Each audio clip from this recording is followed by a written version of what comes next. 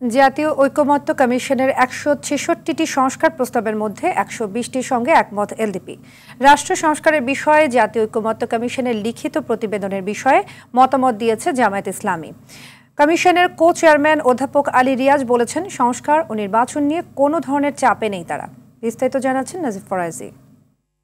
একনল hand wash ১০০% paraben free, তাই নিরাপদ হাতের জন্য আস্থা রাখুন একনলে।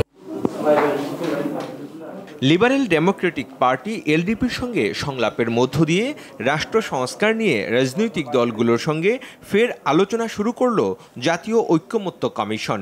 সংসদ ভবনের এলডি হলে এই সংলাপে এলডিপি সভাপতি কর্নেল অলি আহমেদের নেতৃত্বে ৮ সদস্যের প্রতিনিধি দল অংশ নেয়। আমরা চেষ্টা করেছি আন্তরিকভাবে to be in line with you. নির্বাচন সুষ্ঠু করতে পারবেন না যদি দুইজন লোক কাজ না করে। একজন হলো ওসি, আরেকজন হলো ইউনো।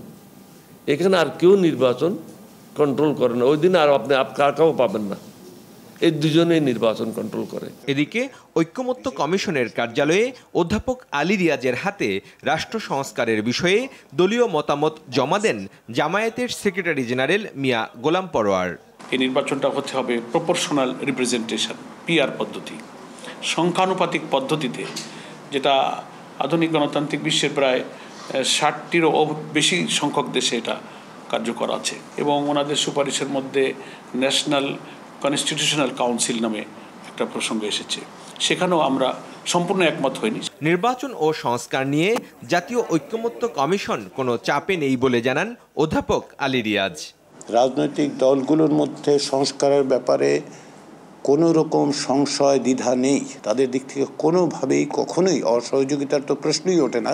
তারা সর্বাত্মক সহযোগিতা করছেন, অব্যাহত রেখেছেন। জাতীয় ঐকমত্য কমিশন কোনো রকম চাপের মধ্যে নেই। রাষ্ট্র সংস্কারে 5টি কমিশনের গুরুত্বপূর্ণ সুপারিশের বিষয়ে মতামত নিতে 166টি প্রশ্নের স্প্রেডশিট 38টি রাজনৈতিক দলের কাছে পাঠায় জাতীয় ঐকমত্য কমিশন।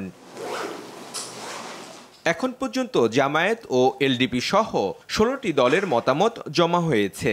বৃহত্তম রাজনৈতিক দল বিএনপি মতামত জমা দেবে আগামী রোববার।